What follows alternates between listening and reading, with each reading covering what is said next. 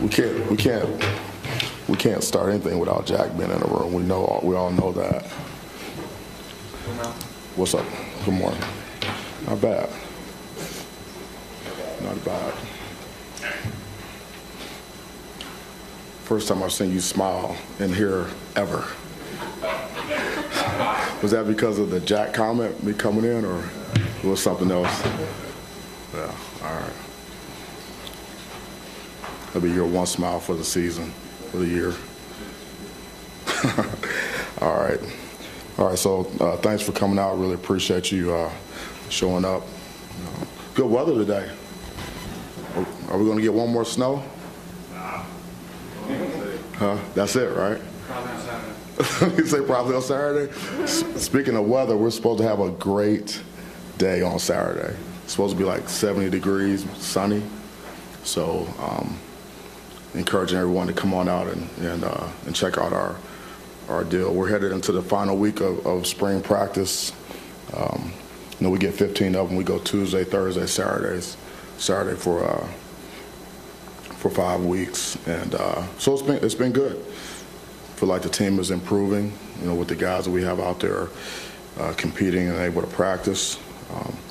We've really been focused on having a relentless mindset in everything that we do, and being tough, disciplined, and selfless. Just really hammering those core principles, and the players have really responded. It's been really fun to work with them this spring, and the coaches and the new coaches as well. Really fit in nicely, and it really brought a lot of value to our team. Calling this a Spartan kickoff on Saturday, so we're excited to get back in the woodshed and host that. We're going to have more of a practice type format with some scrimmaging, as opposed to a game. That's worked for us in the past. Just with our numbers, it's going to actually be more competitive for us. We can get a lot more out of it, as opposed to trying to split the team up and create some type of game. So, we'll get that done. It'll be, up tempo. It'll be organized. You'll see guys get a chance to play fast. You'll see, good on good. Good players going against good players, like ones on ones, twos on twos, things like that. Which is really, how we practice pretty much every day. So you'll see guys get a chance to grind and compete, and see some of the new guys that you guys haven't seen, go full speed. So I think that'd be good. A lot going on campus. We have from what I understand, we have a baseball game and a softball game going on Saturday afternoon. That's great. We have the Izzo Legacy Race in the morning, which finishes in the stadium.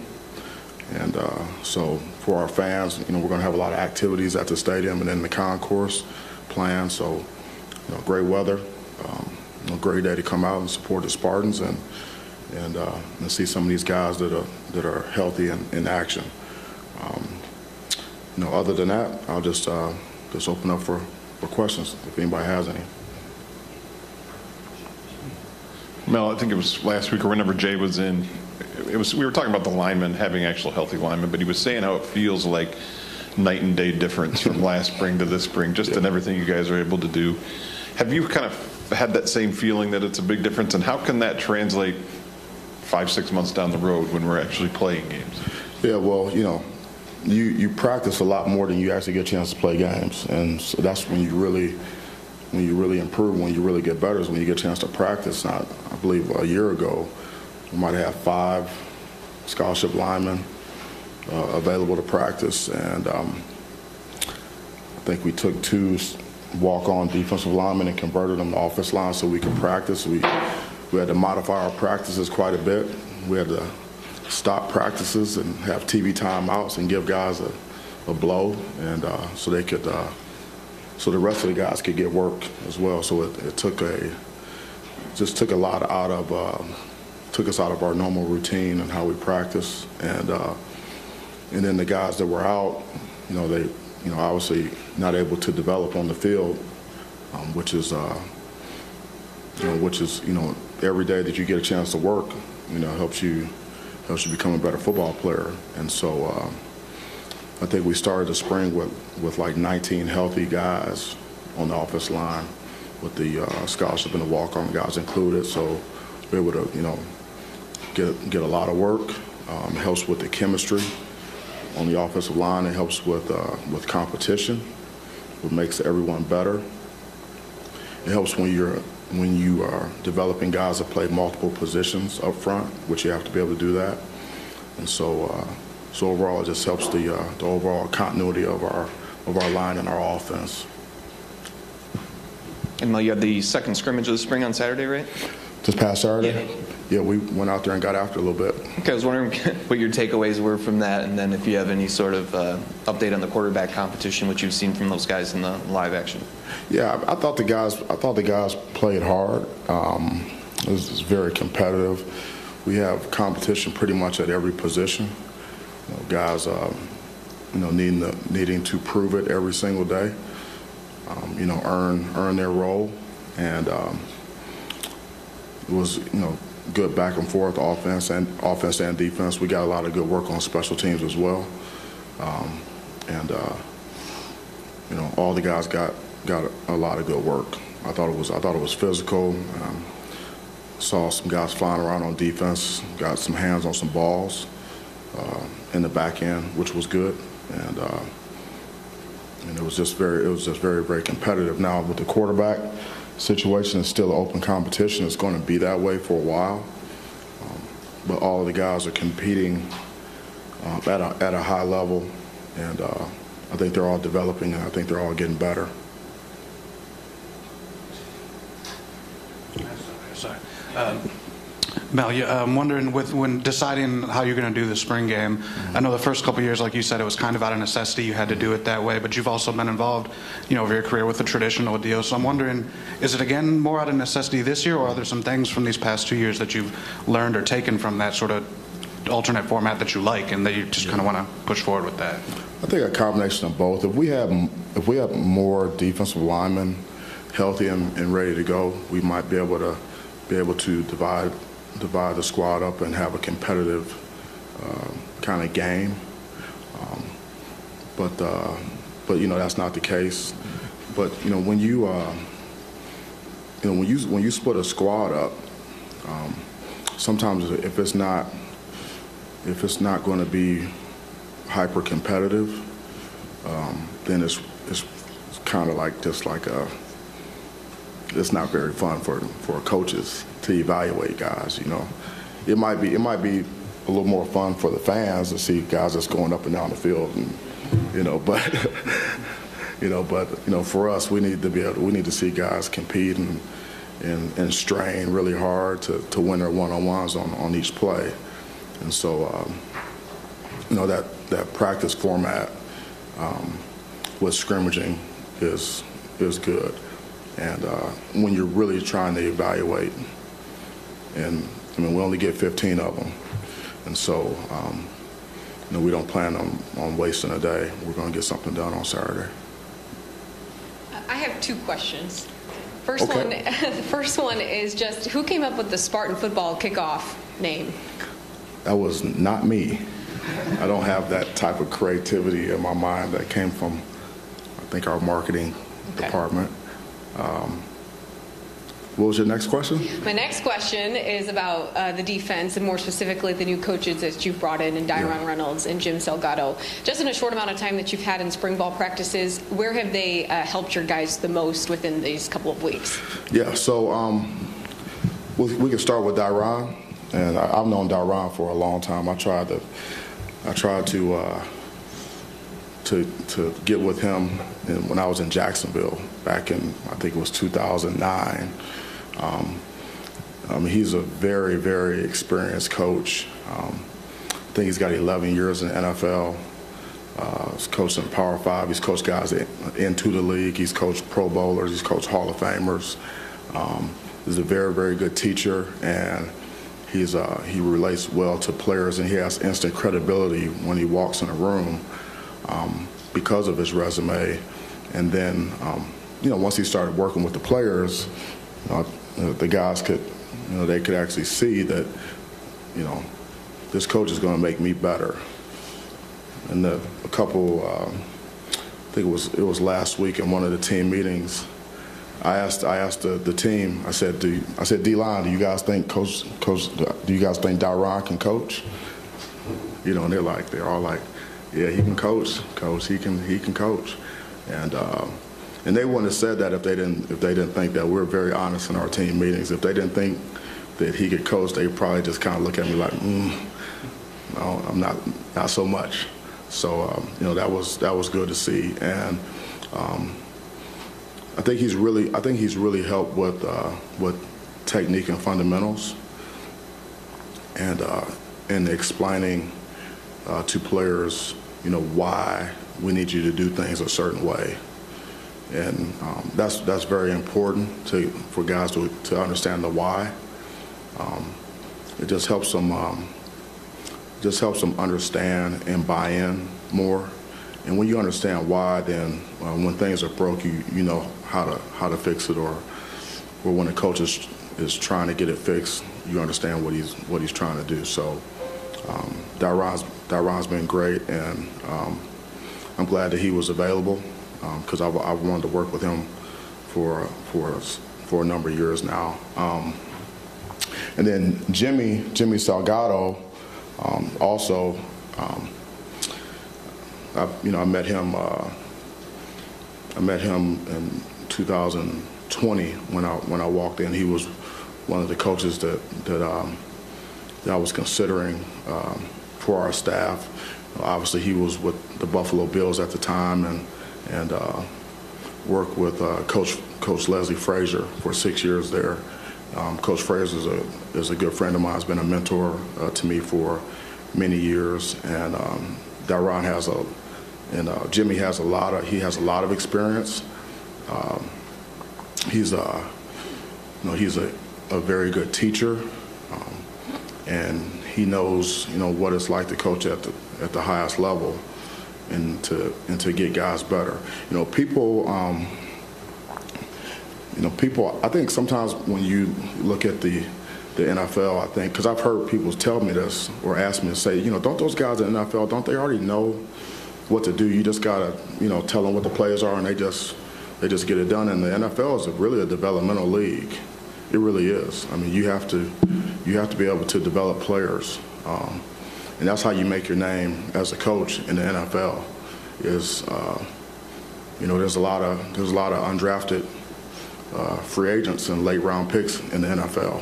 Obviously, because of the salary cap and things like that, you have to be able to take young players and develop them. You have to be able to take guys that, you don't know what type of really background they come from, what type of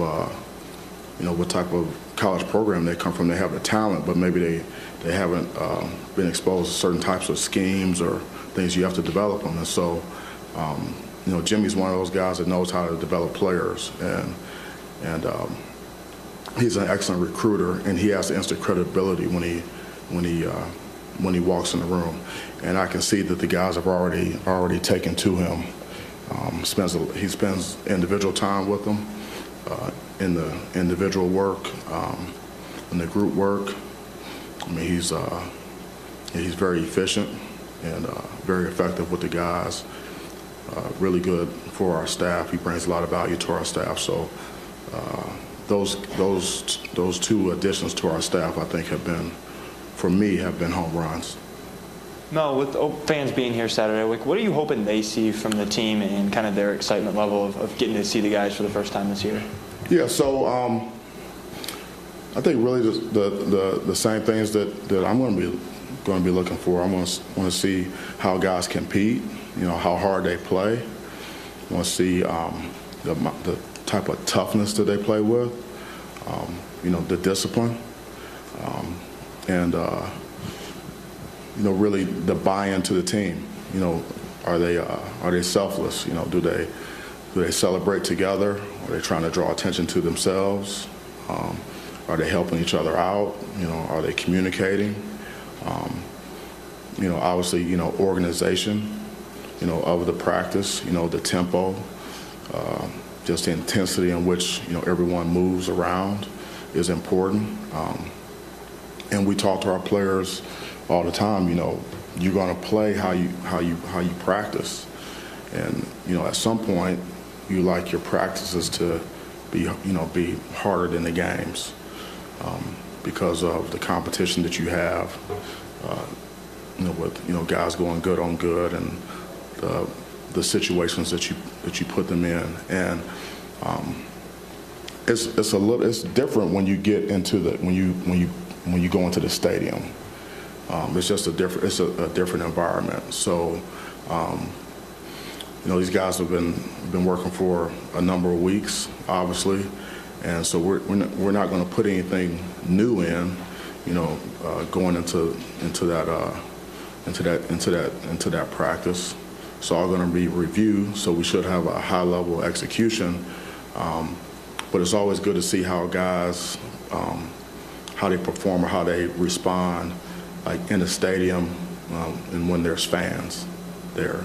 That's a lot different than practicing in the indoor or out there on the back grass practice fields, or when we scrimmage in the stadium and we don't have fans. And so that's important. So as many fans as we can get there, the better, because it's going to be more game-like, more of a game type of feel for our guys, especially the young players. And I mean, everyone's going to want to see some of the newcomers that are healthy and available to practice.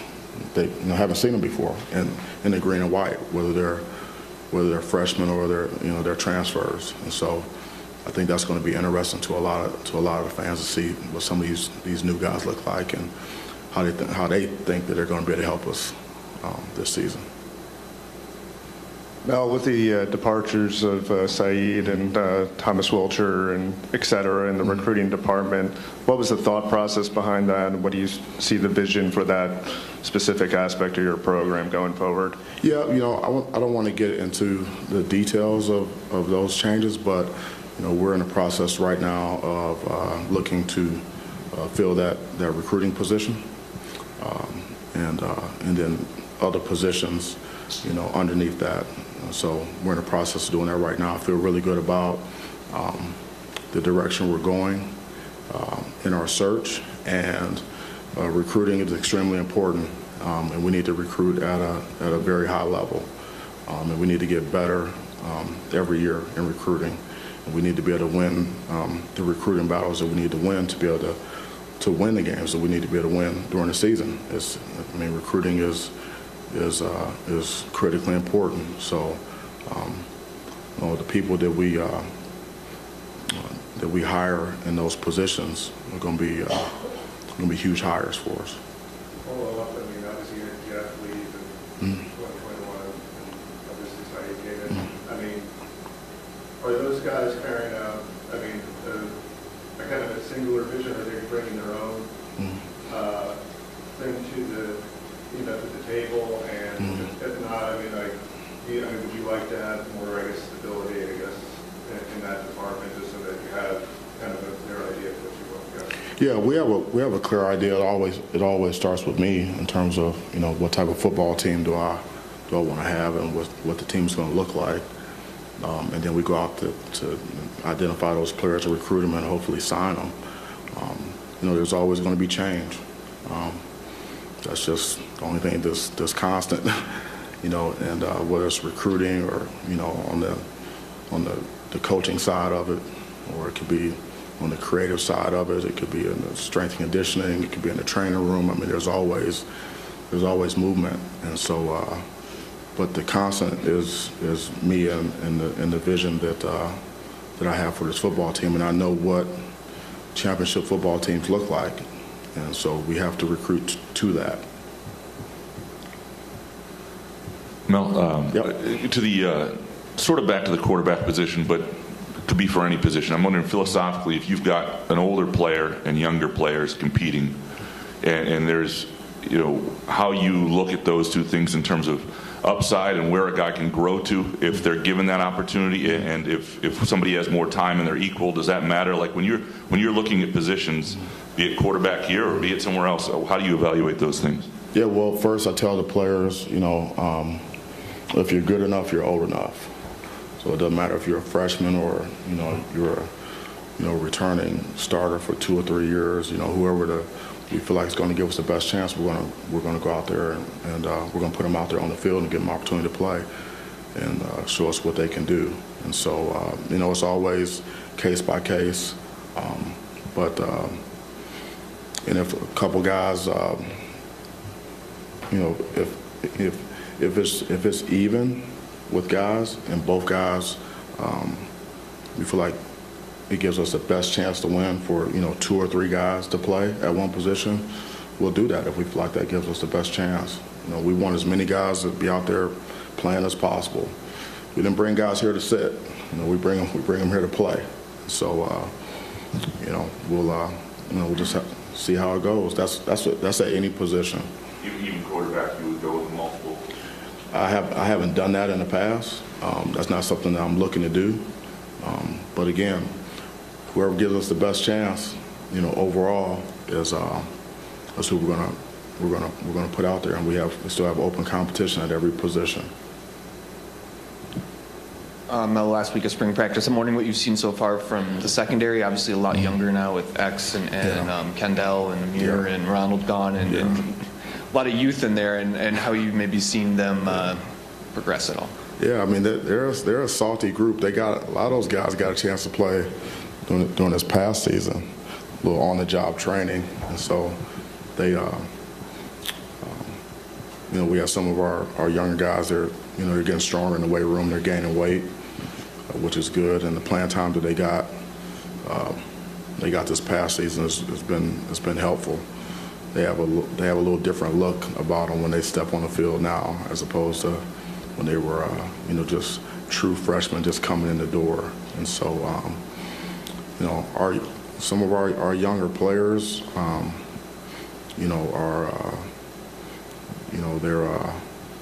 they're some of our more talented guys, and so I like what I've seen so far out of the secondary, and so there's a lot of competition, and it's going to get more competitive as we go. Mel, you talk about games and game day environments, I guess. There's been a lot more chatter this year than ever before about ending the spring with a game or even a controlled scrimmage against another opponent, especially from coaches in the South. How do you feel about that? Yeah, well, we won't be doing that on Saturday, but I'm always open for new ideas, and if I feel like it can help our program, I'll be willing to listen. Do you think that would help the program to have that kind of an end, not like an NFL preseason game, but something to wrap it up where you get a look against other opponents? It all depends. I mean, I've been like in the NFL where you would not preseason games, but you practice against another team for a couple of days, and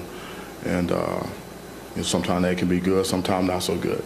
So it really just depends on who those people are and the coaching staff and what you want to get done, and so it's really case by case. Those are kind of like a hypothetical, so I can't really answer that. But what do you think? That might be fun. If the coaches voted, though, at the coaches' convention or something. You said if they voted. Yeah. When they vote. When they vote. Yes. How would you vote? We'll see when that vote happens. That's why I had to wait for Jack before I walked in. We can't do this without him. No, I remember leading in, we were talking a lot about changes you were looking to make for injury prevention, safety type of stuff, lightening up here or there where you could. I'm just wondering how that's gone. You think how it's maybe evolved, how the players have taken to it? Are you still able to be productive? All those things. Yeah, I think it's gone well. I mean, we've gone above and beyond to try to, make sure that we're keeping guys as healthy as possible. I mean, football is a collision sport, and so there's going to be some injuries, but we've stayed off the ground a lot better this spring. I mean, we haven't been on the ground unless we were scrimmaging, we shouldn't be on the ground at all. Guys shouldn't be on the ground. It's the best that we've done really since I've been here in terms of guys staying up, guys understanding how to practice. Spend just a lot of time, showing guys examples of how to practice and how not to practice. How do you get work in? How do you get better? And everyone stay off the ground. You can go hard, take care of your teammates while you're doing it, still be aggressive. You could watch like NFL practices and, in training camp, guys are competing for jobs. Like that's their livelihoods, right? And you could go, you can go days without seeing guys on the ground. Because when guys are on the ground, that's when guys get hurt, So, we've done a lot better job with that. And then, guys come in at different stages of development, like especially like in the spring, because, you have guys that are seniors, been in the weight room, 4 or 5 years, and you got freshmen just coming in that, not real strong yet, and they're on the same practice field going the same tempo. So we have to.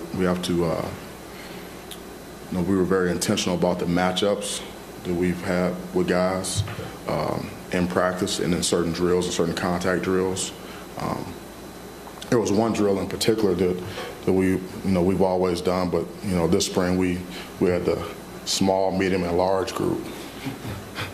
So we had all the skinny guys going against each other, and then those a little bit bigger guys in the middle, and then the thicker guys, stronger guys, and that worked well. Because I'm not interested in seeing Keon Coleman, 6'4", 220 pounds or whatever, going against Chance Rucker on day one, right? What are we going to get out of that, right? So we all know what we expect to happen. Then when it does happen, it's like, okay. So, and that's just an example of, trying to just be smart and be intentional. That takes planning. You have to plan that out. Sometimes you have to kind of script out some of the drills in even more detail. You just can't say, okay, we're running this drill, give me one line here, and start going at it, because you have a mismatch that you could avoid in the spring. So. We may not have to do as much of that in the fall. The guys that but you're still going to have some guys that come here in May and June, and even with transfer guys, you're not exactly sure what type of condition they're in until you actually get them here, and then you have to assess that. Some guys that have gotten here, we've had to do some work on those guys or hold them out of certain things. Sometimes they have deficiencies in certain areas, and we have to try to keep them out of trouble, keep them out of fifth gear, put guys in different colored jerseys, things like that. So we can bring everyone along and not have as many guys out and keep guys healthy, because we've still got an entire summer program where the guys will be running and lifting, and we'll get a chance to work with them then. And then we got 20-some practices in fall camp and before that first game. So we just want to keep as many guys progressing and getting better and keep them on the field as possible. Kind of along those lines with guys who didn't Your play. voice get deeper? No, it's Just when you ask a question. yeah. Just want to ask questions. It gets that way a little bit with the weather change too. But Okay. All right.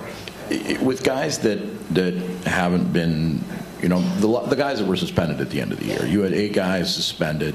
How have they reintegrated back into the program? Especially guys like Zion and Windman and Angelo, guys that were playing a lot of football, and if you have an update on Kari as well? Mm-hmm. Don't have an update on Kari. They've integrated, well. They've been back with us for quite some time now, and so it's been we've gone past it and we're moving forward. From a production standpoint, nothing with what happened last year, but with what those guys bring. How much do those guys in particular, like the 3 that I mentioned in particular, were playing a lot of football and a lot of high-level football for a few guys that at that point. How much how much are they difference makers for this team right now? Yeah, I mean, when you saw those, they were out there. Those guys were out there playing for us and starting for us, and obviously they were doing that because we feel like they gave us the best chance to win games, with those guys being in those roles, and so you don't necessarily get better when those guys aren't in there. So I'm glad that we have them. We have them back, and we'll continue to move forward with them. You typically don't get better when you lose good players.